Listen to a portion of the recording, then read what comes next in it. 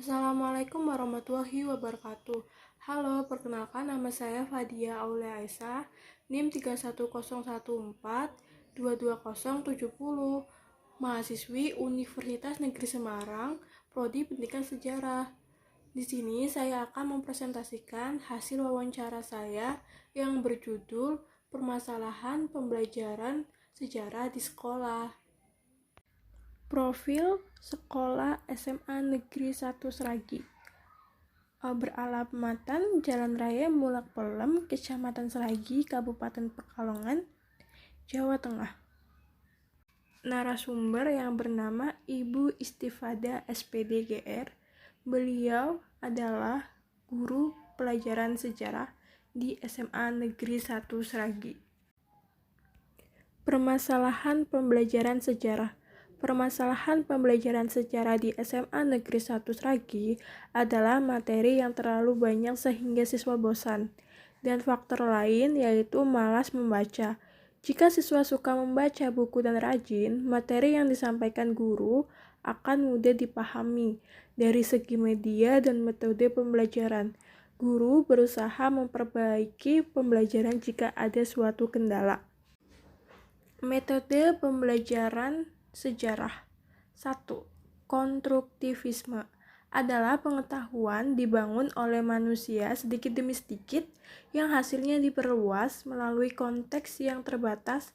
Pembelajaran sejarah konstruktivisme berkaitan dengan pembelajaran yang berhubungan dengan masalah-masalah yang dihadapi oleh siswa dalam kehidupan sehari-hari.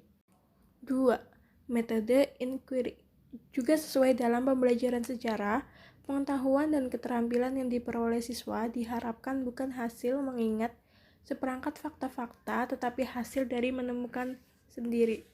3.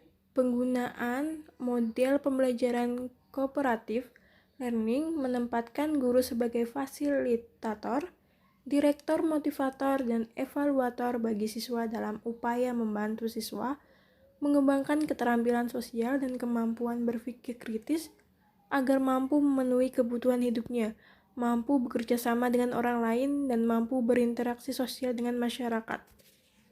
Tujuan mata pelajaran sejarah. 1. Membangun kesadaran peserta didik tentang pentingnya waktu dan tempat yang merupakan sebuah proses dari masa lampau, masa kini, dan masa depan. 2. Melatih daya kritis peserta didik untuk memahami fakta sejarah secara benar dengan didasarkan pada pendekatan ilmiah dan metodologi keilmuan. 3. Menumbuhkan apresiasi dan penghargaan peserta didik terhadap peninggalan sejarah sebagai bukti peradaban bangsa Indonesia di masa lampau. 4. Menumbuhkan pemahaman peserta didik terhadap proses terbentuknya.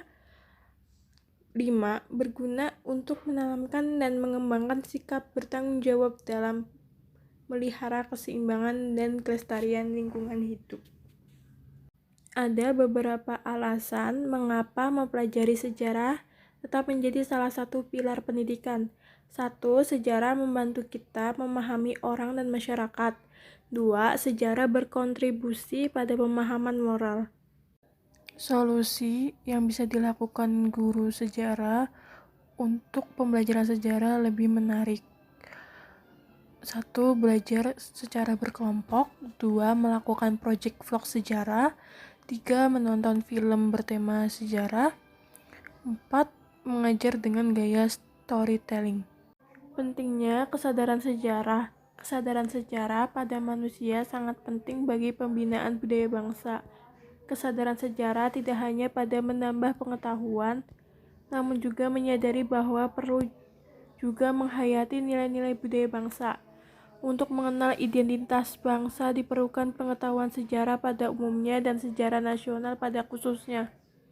Sejarah nasional mencakup secara komprehensif segala aspek kehidupan bangsa yang terwujud sebagai tindakan, perilaku, prestasi, hasil usaha, atau kerjanya mempertahankan kebebasan kedaulatannya, meningkatkan taraf hidupnya, menyelenggarakan kegiatan ekonomi, sosial, politik, religius, lagi pula menghayati kebudayaan politik beserta ideologi nasionalnya. kelangsungannya, masyarakat dan kulturnya, dan sebagainya. Dalam bentuk internasional, ialah melalui mempelajari sejarah dunia. Sejarah internasional senantiasa sebagai bagian tak terpisahkan dari sejarah dunia. Sekian dari saya, mohon maaf jika ada tutur kata yang salah. Terima kasih. Wassalamualaikum warahmatullahi wabarakatuh.